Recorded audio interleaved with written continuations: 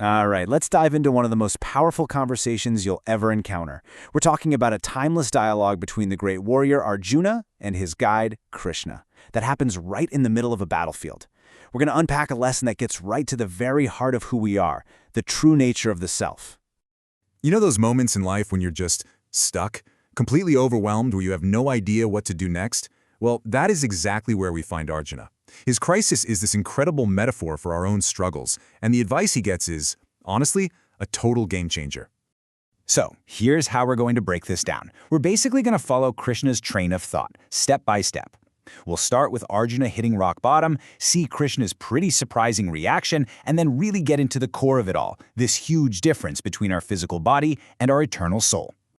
Okay, so picture this. Two gigantic armies are lined up, ready for the fight of their lives. And Arjuna, who's supposed to be the star warrior, looks across the battlefield and sees his family, his teachers, his cousins, and it just breaks him. He's completely flooded with grief, throws down his weapons, and basically tells Krishna, "I'm out."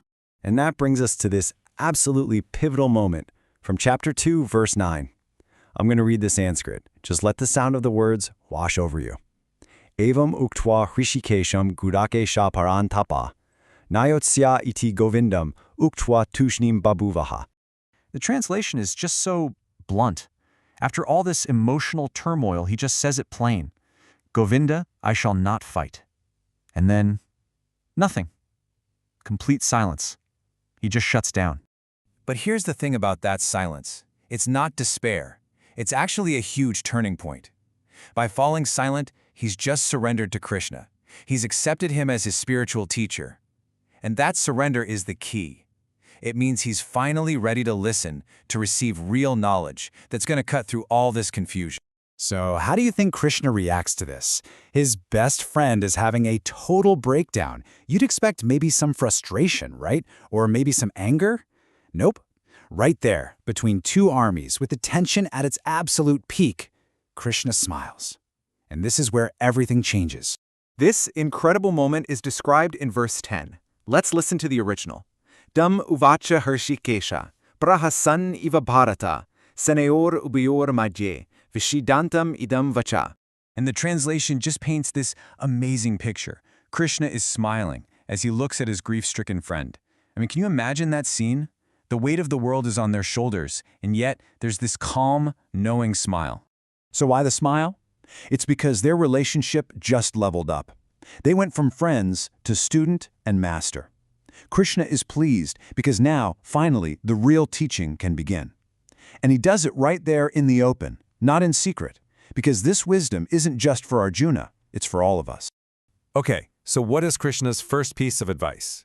Well, he doesn't start by saying, there, it'll be okay. Not at all. He goes straight for the root of the problem and challenges the very foundation of Arjuna's pain. And this is what he says in verse 11. Listen closely to this opener. It's a powerful one. Ashochanyan vashocastvam prajnavadamscha bhashase gatasun agatasumscha nanu shochanti panditaha. Wow, what an opening line, right? Krishna is essentially saying, Arjuna, you're talking like you're a wise man, but you're crying about something that isn't even worth crying over. Real smart people, they don't grieve for the living or for the dead. So right away, Krishna completely redefines what it means to be wise. He's saying it's not about sounding smart or making good arguments. Real wisdom, true wisdom, comes down to understanding one fundamental truth, the difference between your temporary body and your eternal soul. So Krishna expands on this. He's about to make it crystal clear that the soul, your true self, isn't just some fuzzy, abstract idea. No, it's a real, eternal, individual person. Your identity is not some temporary illusion. He explains this in verse 12, and the language is just so direct, there's no room for misinterpretation. Natve ivaham jatu nasam, natwam neme janadipaha. Nacha eva nabhavishyama sarve vayam ataparam. I mean, it doesn't get any clearer than that. He's looking at Arjuna, at all of these warriors, and saying, look, there was never a time when I didn't exist, or you didn't exist, or any of these guys didn't exist, and there will never be a time when any of us stop existing. And this is the absolute core of his argument. Krishna is establishing that you, as an individual soul, are eternal. You're not some spark that's going to dissolve back into a big cosmic soup. Your individuality is a fact, forever. So, if nobody ever really ceases to exist, what's there to grieve about? Now, I know this can all sound a little heady, a little abstract.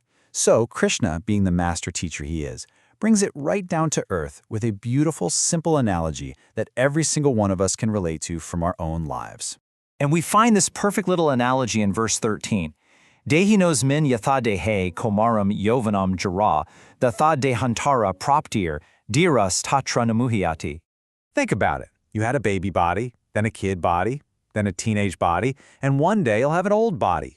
Your body is constantly changing. But are you a different person? No. The you inside, the observer, is the same. Well, Krishna says death is just one more change like that. The soul just moves on to a new body. And a sober-minded person, the word in Sanskrit is dhira. They're not confused by this. They understand it's just a natural process.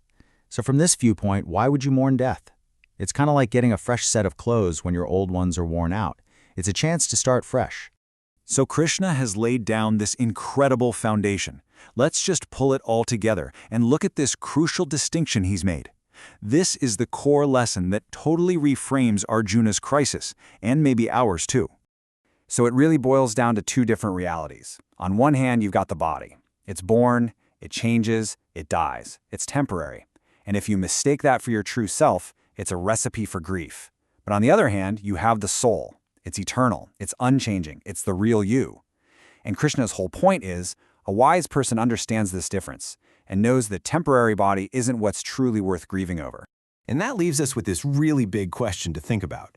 I mean, if the self, the person we really are, is eternal and it just moves from one body to another, then what are we actually losing at the moment of death? What is it that we're really supposed to be grieving for? Hey, if this ancient wisdom gave you something to think about today, do me a favor and hit that like button. And if you know someone who might appreciate this perspective, please share it with them. And of course, subscribe so you can join us for more deep dives into these amazing teachings. Thanks so much for watching.